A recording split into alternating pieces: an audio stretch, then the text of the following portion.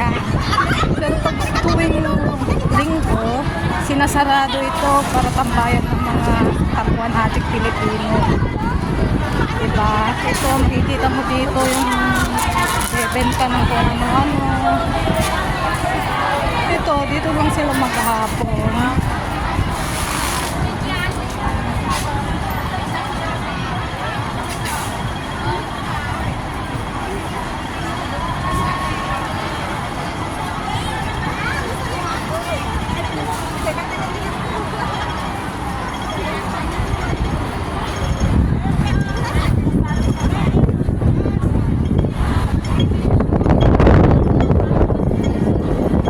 O diba, ang sarap magtrabaho dito sa Hong Kong.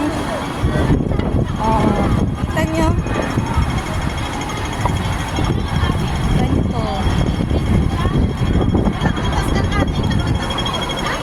Kanya-kanyang buhay.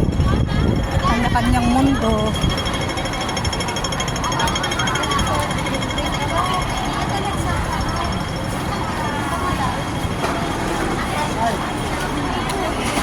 Pwede ka namang mag-boarding dito, pero mahal nga lang kung wala kang pupuntahan kada day off mo, kung wala kang sariling kwarto sa amo mo.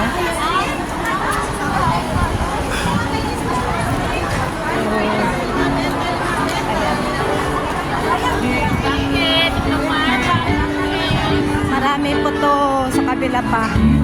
Pero hanggang dito lang tayo sa world. Pwede i-meet natin itong pinsan kong maganda.